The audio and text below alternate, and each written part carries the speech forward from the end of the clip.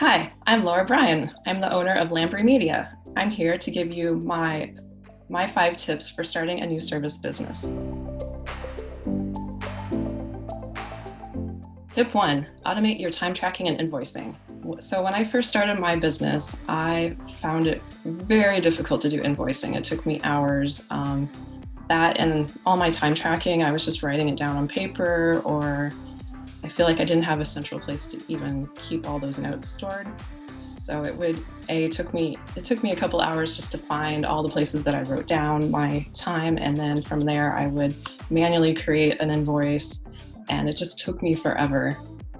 From there, I found an app that helped me do all my time tracking, but my invoicing wasn't built into that.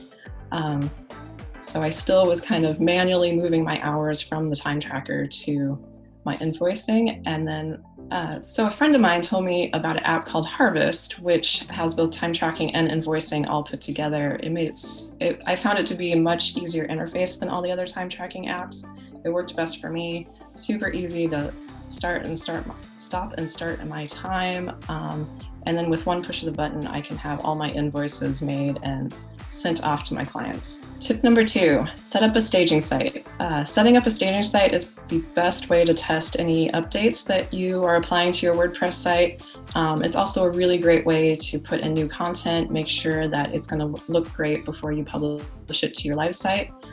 If for some reason you have a host that doesn't provide staging, you can also set up your staging site on your local computer using, there's a couple different pieces of software out there that lets you set up a local server. Tip 3, block your time. This is something that actually took me a long time, and I'm still kind of tweaking it a little for my own business, but I found that there's certain times of the day that I'm more efficient with different tasks. So I found that if I set like this really loose kind of blocks of time through my schedule for the week, that it makes it easier to kind of get through my week and get all the things done that I need to get done. For instance, I actually am more productive in the afternoons, so I block out time in the afternoons to do any coding or design work for my clients. I've also discovered that I do best putting my meetings in the morning. If I do my meetings in the afternoon, I feel like it just totally distracts me for the rest of the day and I can't get anything done. So I usually block out my mornings for meetings, and usually only let my clients schedule meetings in the morning.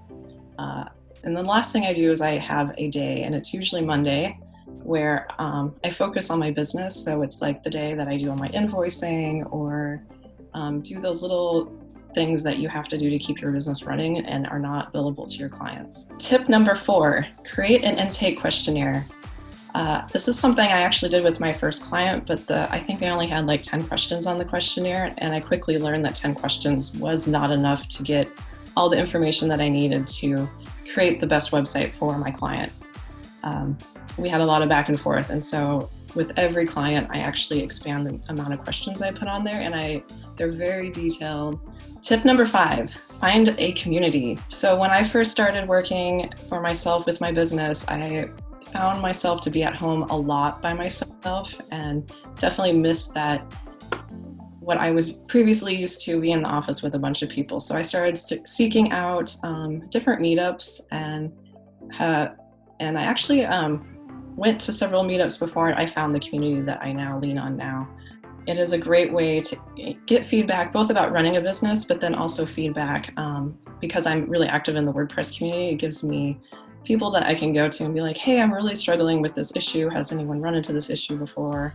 But then also, kind of see how people are doing things differently to run their business. I know I mentioned that, it took me a while to figure out my time tracking and invoicing, and that's because I had this community where I could go, and I was like, I'm really struggling with spending hours and hours making an invoice, and so then everyone started chiming in, well, here's the app that I use, and this is how you can make that more efficient. And so I found having a community of people that I regularly check in with just to be invaluable to my business. Those are my 5 tips. Thanks for watching, and I hope to see you at a WordCamp really soon.